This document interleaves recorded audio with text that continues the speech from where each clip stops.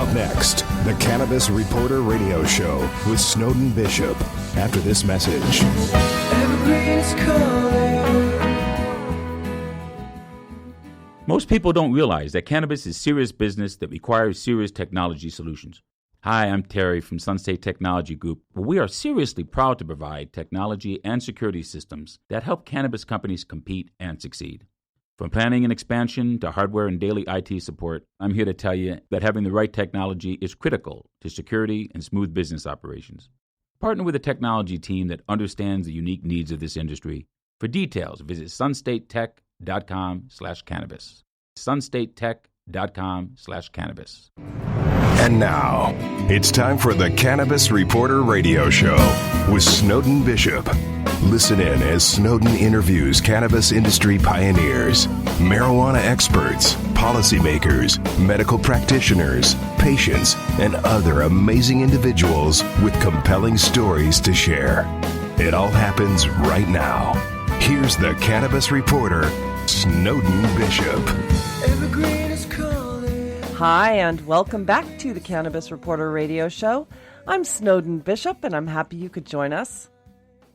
Conducting a search for historical information about cannabis online will yield lots of results about ancient origins in Asia, the Middle East, India, and Europe, but very few on Africa.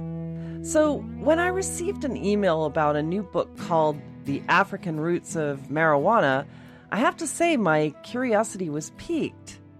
I mean, after all, the cradle of mankind is often considered to be home to the first humans to walk the earth, and with so many prehistoric sites unearthed throughout the continent, you'd think that archaeologists would have reported at least some trace evidence of cannabis amid human remains had they found any, right? But then again, maybe not. Of all the decomposed organic matter found at ancient burial sites, cannabis wouldn't be something most archaeologists would think to test for, unless, of course, they were specifically looking for it, so that wouldn't be surprising. But to learn that the origins of cannabis, including the first iteration of the term marijuana, could be traced to Africa was a surprise. But in a way, it makes sense if you consider the prevalence of cannabis use in the U.S. before the Civil War among the African slave laborers. There's always been a rather strong connection between racism and cannabis use. I mean, most people associate the start of Prohibition with the racist Reefer Madness campaign that demonized marijuana by attributing its name to the Mexican farm workers in the South, and the racial underpinnings of the war on drugs has been relentless, as evidenced by the fact that it has disproportionately victimized people of color. But it wasn't until I encountered Dr. Duvall's book that I began to wonder if the racism associated with cannabis use might have originated long before Prohibition began. I also wonder whether an understanding of the history of cannabis in Africa could help to dispel the stigma associated with its use and end the systemic racism ingrained in our criminal justice system that has victimized its users. Those are questions that I figured would be best posed to the author himself, and I'm delighted to say he's here to provide some answers. Dr. Chris Duvall is an associate professor of geography and environmental studies at the University of New Mexico. He's also the author of a book called Cannabis, and his new book, titled The African Roots of Marijuana, is being released this month. Dr. Duvall, thank you so much for being here. I really appreciate your time. Yeah, thanks for having me. Please just call me Chris. Thank you, I will. And I was fascinated by the topic of your book because a lot of people just are not aware that Africa has much to do with the cannabis plant in terms of the historical context of it. As we often hear about the Asian and European origins of the use of the cannabis plant. And so Africa, I know that there is a big history there. So when I saw that you've written this book, I was absolutely fascinated. And before we get into sort of what the topic is, please just tell me what inspired you to go there as a research project. Yeah, so my background is in African studies. And after I finished my dissertation about 13 years ago, I started doing research on plant use in the African diaspora, looking specifically at plants used in the slave trade. And in doing research on plants that were used in cattle ranching, I came across a reference to cannabis as Angolan tobacco. Wow, Angolan tobacco. That's fascinating. Well, yeah, and that interested me. And in doing research in the standard books, academic books on Africans and plant use, it wasn't mentioned in there. I went to the standard histories of cannabis, and there was almost nothing on Africa in those. But as I continued doing research, I found there was a very, very strong literature, primary literature, historical documents and whatnot that describe how cannabis was used in Africa during the slave trade period, and then in context tracing back to East Africa when it was originally introduced from South Asia. So when you discovered all of this, was it more along the lines of using it for ritualistic or traditional, I don't know, cultural reasons, or was it also the medical uses of cannabis? Yeah, so it's a pretty complicated story in terms of how and why people were using it. The big picture is that we don't have any accounts from the actual people who were using it. All of the accounts that we have are from European travelers and colonial officers and whatnot who wrote their observations about what they assumed people were doing or thought people were doing.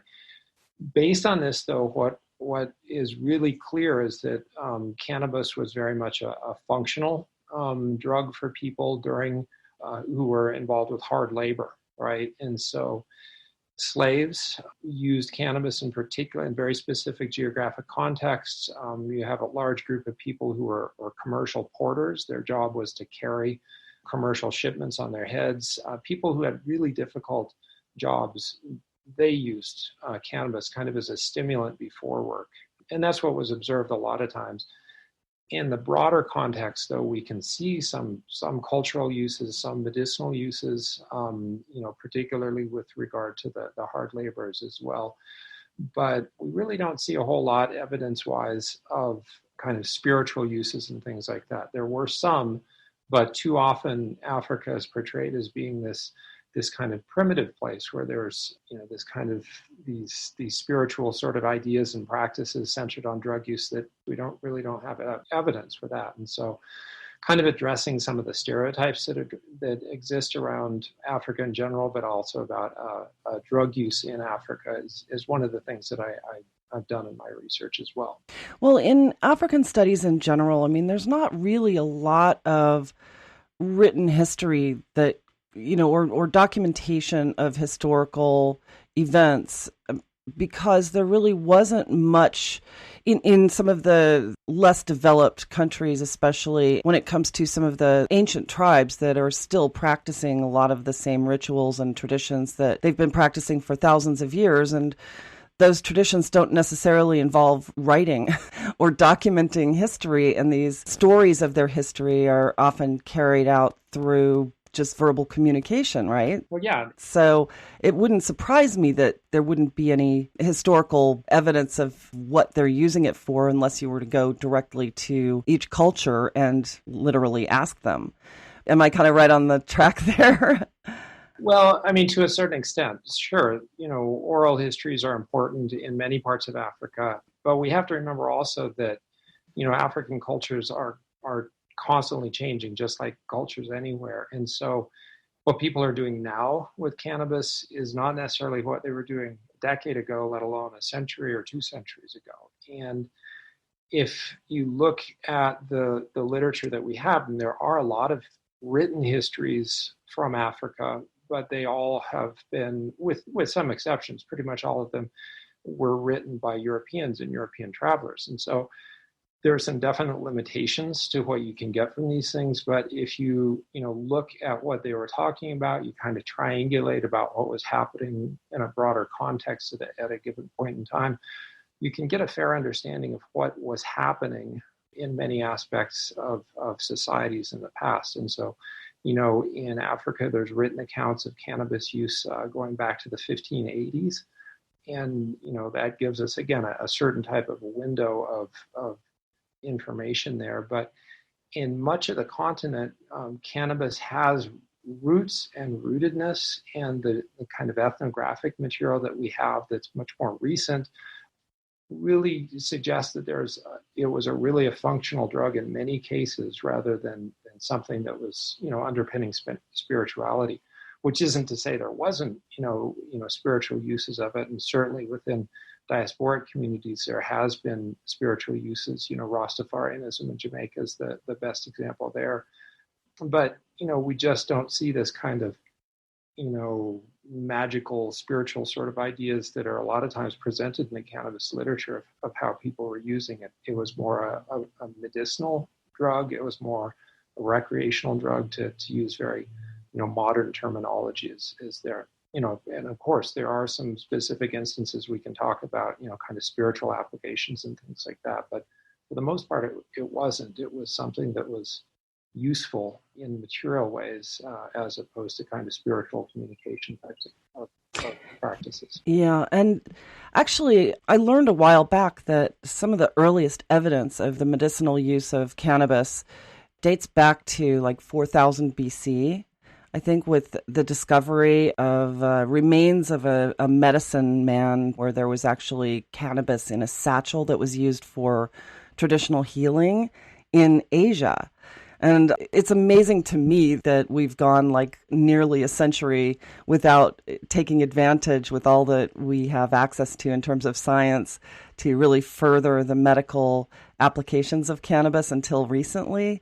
But I find it fascinating that it has been, people discovered this a long time ago. They also discovered things like dandelion root and, all of those traditional holistic medicinal healing tools that they had at their disposal back then without laboratories and microscopes and all of the modern accoutrement of creating pharmaceuticals today.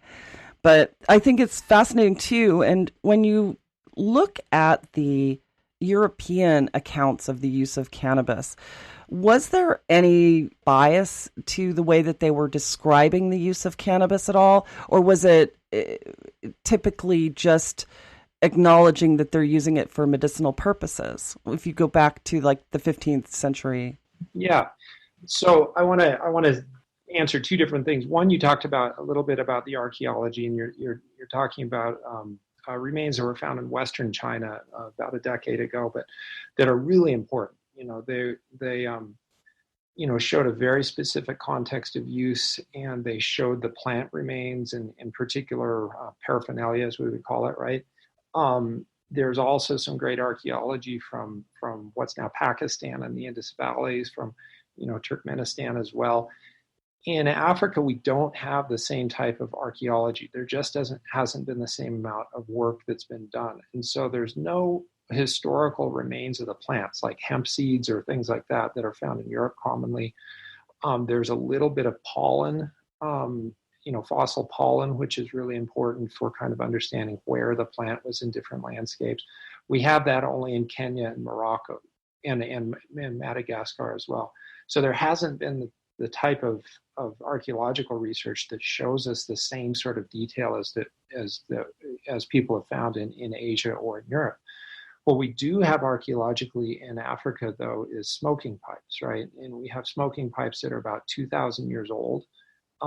Just the bowls, the pipes themselves, where a lot of it was made from organic material, so they broke down, and so we just have the bowls. But it's a very old technology in Africa, and the earliest evidence anywhere of cannabis smoking is pipes that were found archaeologically in Ethiopia with actual residue that could be tested for cannabinoids. So there's this very long history of smoking in Africa that most people have no idea that it existed, for one thing, but it was also the place where people first learned to smoke cannabis, right? And so if you're a person and you know nothing about cannabis except it can be a smoked drug, that's African knowledge, and we have to understand that and accept the archaeological record. And as obvious as stone pipe bowls are in an archaeological site, it's remarkable how many archaeologists and others have just ignored that and assumed that, if we're finding them in Africa, well,